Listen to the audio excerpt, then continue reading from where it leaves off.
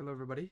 It's Violet here, and today what I want to talk about here is kind of a tier list of all of the agents going into this new act and a brand new year.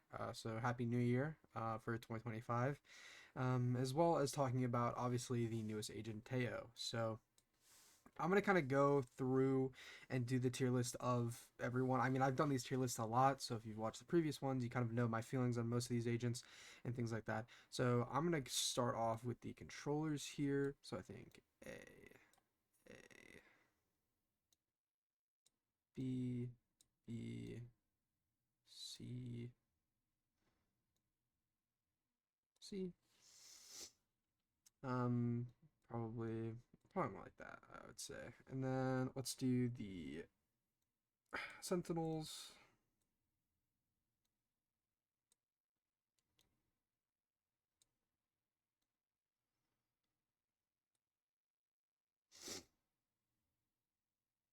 Okay. And then let's do the duelists. They are pretty much the least affected um,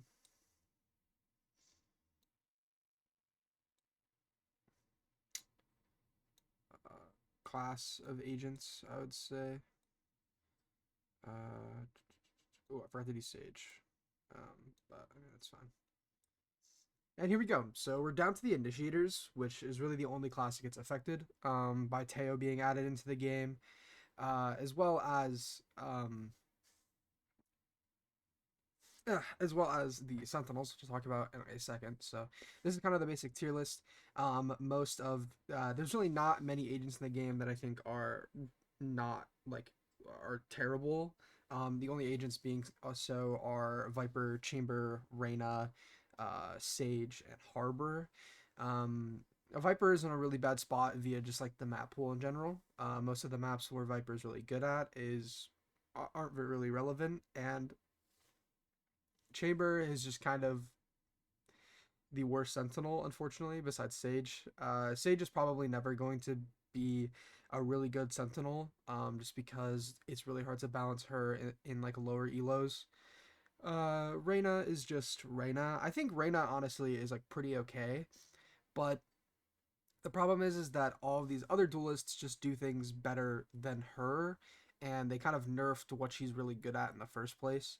So yeah, it's just really unfortunate. And Harbor is just, he's the only controller that has to actively reveal his position in order to throw his smokes, which leaves him to be like just not good at like faking things or applying pressure or really just getting deep lines of information cut off from the enemy. So pretty simple.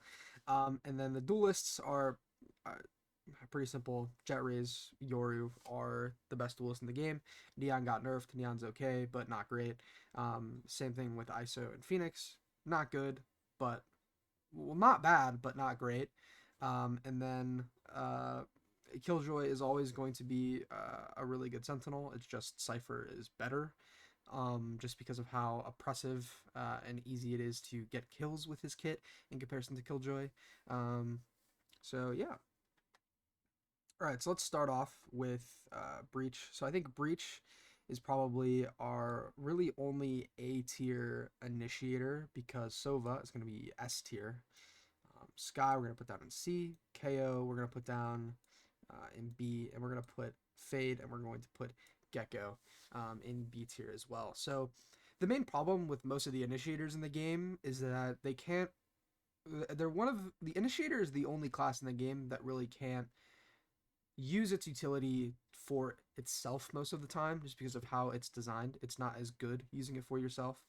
But mainly, the only reason why these initiators are so good compared to the other ones is because their ability to counter Cypher, right? So what has always happened when Cypher is meta is that agents that counter Cypher or specifically just make it harder for ciphers to be as oppressive are usually going to be meta and are usually going to be the best in their class. And that's exactly what happens with Sova and Breach. Um, the aftershock, the shock darts, things like that make it really hard for ciphers to consistently put down like trips the same way each time.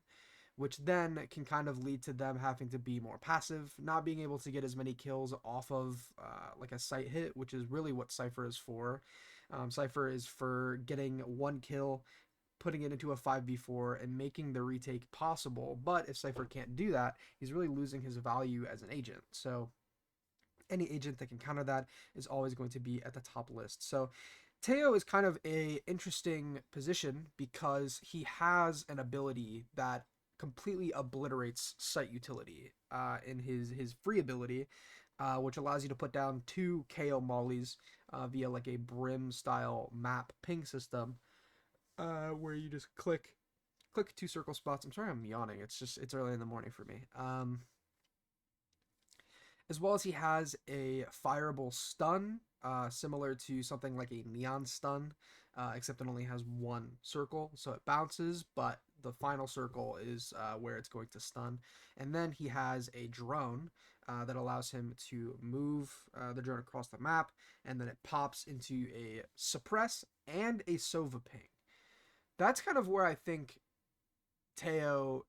That's where I think his value lies, is that drone.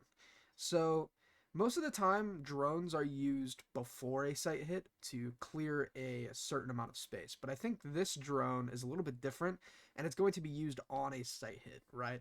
Like sometimes you'll see like people like Sova drone into a hit or Skydog into a hit. Personally, I don't like that because of how slow that they are.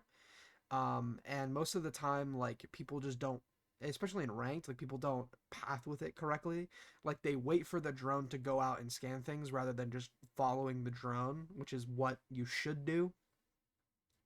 Um, but I think that's really where most of Teo's power lies here. Now, my problem with Teo is that I don't think he's necessarily going to be this agent that is used on every single map, just because his utility, right, at least his molly, is not something that can be used across the map, right? You have to be very close to it, but it is really good.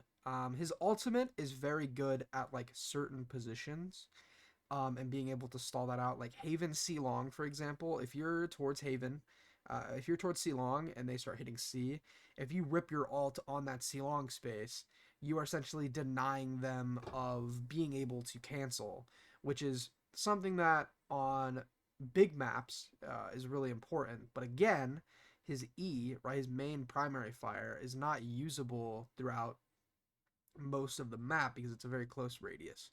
So my thought process with Teo is that he's going to be a initiator that more so acts in the role of like buffing a defense rather than buffing an offense, right? So on a lot of maps that are really like attack sided, I feel like you could see him kind of be there. Potentially something like a Haven, potentially something like a Lotus. I could see him being really effective just because his utility is really good at guaranteeing a stop in a hit, right? He's really good at just being like, yeah, if you run, you cannot run through this molly, you cannot commit to this fight. And if you do, you're going to take so much damage and probably die.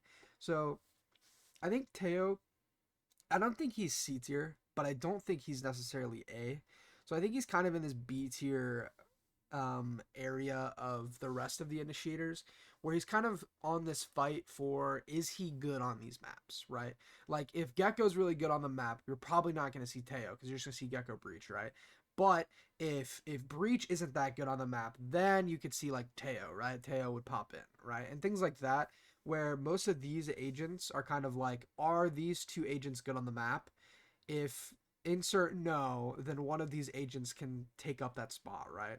And for Teo, it's most likely going to be like Breach is where he's replacing. I don't think he's going to be like a like info initiator replacer, unfortunately. Which I think is not really what Valorant needs. I think they just need to buff Fade, and like nerf. I think they just need to nerf the Sova dart is my thought process. As well as like I don't think so. I don't think you need to change how the shocks work. Otherwise, he's Sova is just always going to be the best initiator in the game. Um, or how like cipher trips work. But Either way, this is my tier list. I think Teo is a solid B tier agent. I don't think he's anything crazy, but I do think that you're going to see some value out of him. So, please leave a like and subscribe if you enjoyed this. Comment down below, where do you think Teo is going to be. I know that everyone is saying that he's super OP now. He could see some nerfs. I could see that. But realistically, I don't think he's going to be used just because of his limitations on maps, and he doesn't really give flashes or enough info to warrant over these other ones. Now, in ranked, I'd say fuck it, dude. Just blast them. You know what I'm saying? If you want to have fun, you want to have fun. Clove is a B tier, but Clove is played on basically every single thing in ranked. So, yeah, have a good time. See you guys later.